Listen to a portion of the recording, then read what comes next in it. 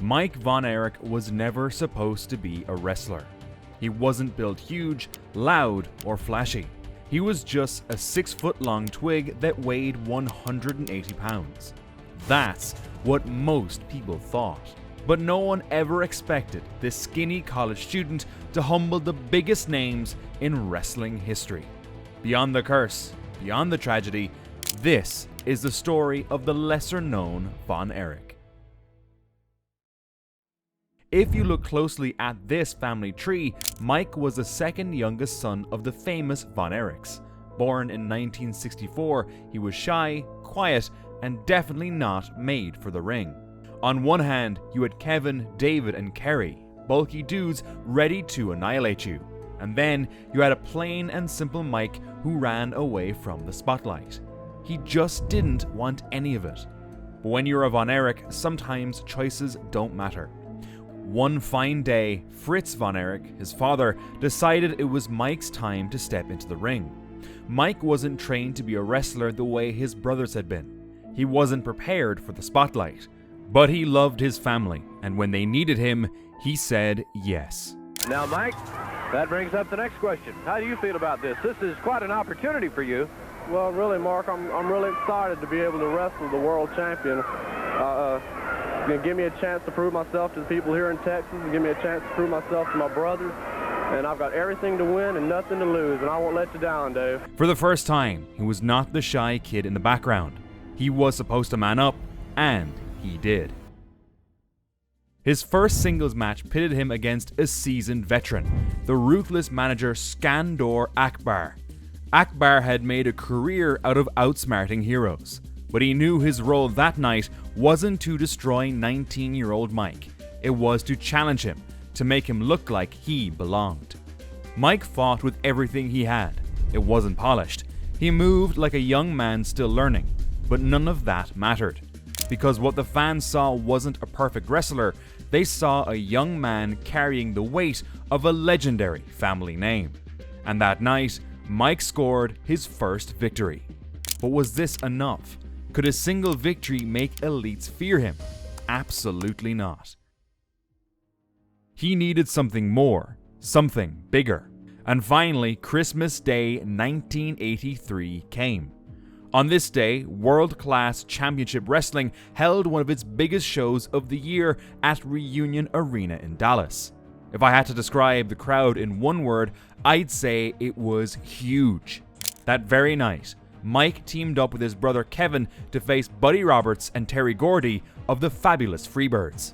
The Von Erichs and the Freebirds had already built one of the most heated rivalries in wrestling.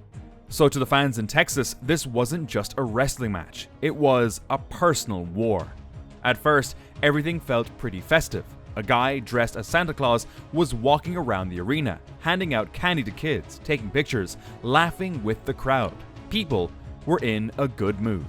But then, everything flipped. While Mike was standing near the ropes during the match, Santa suddenly attacked him out of nowhere, dropped him hard.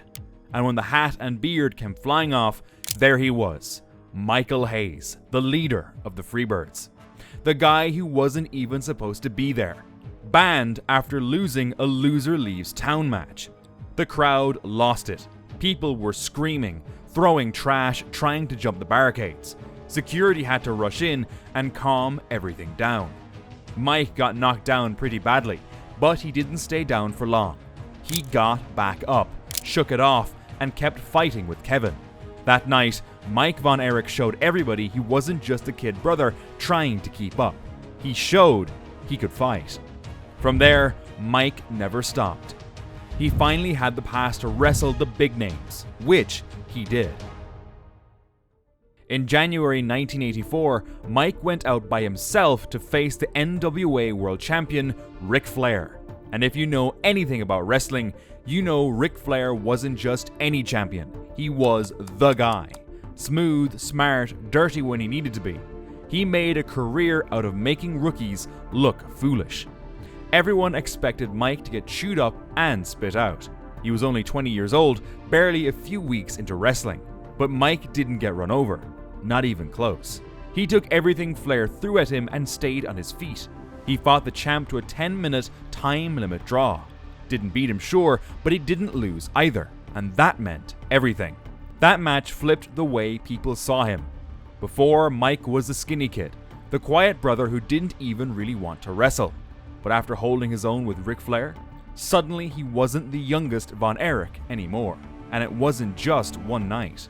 After that, Mike wasn't getting thrown in the ring with nobodies. Now he was wrestling the big names, guys like Gino Hernandez, one of the cockiest, sharpest heels in Texas. Guys like Jimmy Garvin, Jake Roberts, Rip Oliver, all veterans who were mean, smart, and more than happy to rough up a kid if they thought he didn't belong. But Mike kept showing up, kept fighting. In August 1984, Mike pulled off one of the biggest shocks yet. He beat Gino Hernandez for the NWA American Heavyweight Championship. It was at the Dallas Sportatorium, in front of a packed house, and when Mike pinned Gino clean, the place just exploded. By the end of 1984, Pro Wrestling Illustrated named him Rookie of the Year. It was because Mike Von Erich had proved, night after night, that he belonged. But how did he do all of this? What was so special about him? His moves, his aura, or was it all just the magic of his name? Honestly, a lot of it came down to timing, the family name, and the situation he found himself in. In Texas back then, being a Von Erich was everything. It didn't matter if you were a rookie or a veteran. If you had that name, the fans loved you. They treated the Von Erichs like heroes. So when Mike got into the ring, the crowd was already behind him before he even threw a punch. That kind of support made a huge difference. Then, when David passed away in early 1984, it changed everything. David was supposed to be the next big star, the guy who'd win the world title and carried the family forward. After he died, there was a huge hole that had to be filled. And even though Mike wasn't really ready for it, he was the one who got pushed into that spot. That really made him special. And of course, he had the Von Erich family trademark, the Iron Claw. It wasn't just a move, it was a symbol. When Mike locked it in, the crowd would lose it. It didn't matter if you were bigger than him or more experienced. When Mike clamped down with that claw, it felt like you were caught in a bear trap. Sure, his career started off strong, but everything changed in 1985. In August, during a WCCW tour in Israel, Mike's luck ran out. In a match against Gino Hernandez, Mike messed up his shoulder pretty badly. At first, he went back home to Texas thinking he'd just get it fixed with a routine surgery. But things weren't that simple this time. After the operation, Mike got a crazy high fever, 107 degrees to be exact, and slipped into toxic shock syndrome. For any of you who are unaware, it's a super rare blood infection, and honestly, the doctors didn't think he was going to make it. Somehow he pulled through, and people started calling him the living miracle. But surviving doesn't mean you are okay. The illness wrecked him. He lost a lot of weight, dropping down to about 145 pounds, and the infection caused him severe brain damage, to the point that his coordination and memory took a major hit. It was hell for him. And when Mike finally got out of the hospital, he wasn't the same guy, not even close. Still, the Von Erich family tried to keep spirits high. That same year, they brought Mike out in front of 25,000 fans at the Cotton Bowl. He waved to the crowd, and everyone wanted to believe he was back. Mike wanted to believe it too. He was determined to keep wrestling, to keep the family legacy going. And in 1986, he gave it a shot. But it was rough. In the ring, it was clear Mike just couldn't move the way he used to. He'd forget spots during matches, he'd stumble around. Things that used to come naturally to him now looked forced and shaky. But no one found out how much he was suffering. How?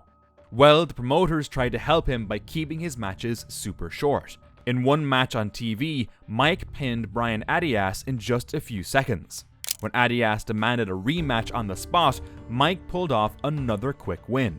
It looked cool to the fans, but behind the scenes, everyone knew he wasn't the same. Outside the ring, things were getting even worse. Mike always felt a lot of pressure to live up to the Von Erich name, and now he felt like he was letting everyone down. Depression hit him hard. He started drinking heavily and abusing pills to numb the pain. All this had consequences, severe ones. For starters, Mike got arrested after an incident in a hospital ER. He then crashed his car while driving drunk, got into random fights that ended with short stints in jail, and a lot more. One thing was clear by now. The sweet, shy kid Mike used to be was slipping away. His brother Kevin even remembered a time Mike just snapped and started beating up a stoplight. It was heartbreaking to watch. By early 1987, things got even worse. The crowds at WCCW shows were shrinking, and it felt like the good times were over. Mike took it all personally. He carried the weight of the company's problems on his own shoulders and finally called for a change.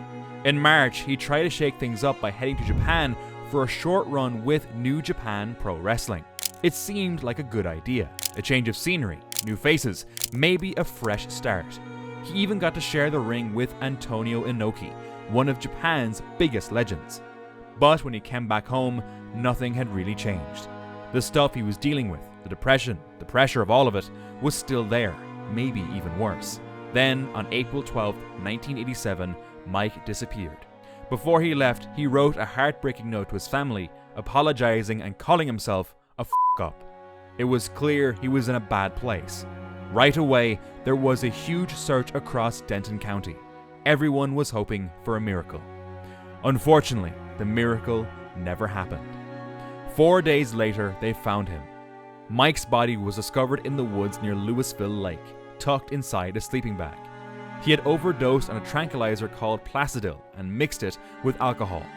What made this all worse is that he was just 23, just a young boy. The truth is, Mike never really wanted to be a wrestler. He got into it because he loved his family and wanted to be part of what they built. But between the pressure to live up to the Von Erich name, the damage from his illness, and the way he blamed himself for things that weren't even his fault, it just became too much. Mike gave it everything he had, even when he didn't have much left to give. Rest in peace, Mike. You are truly missed.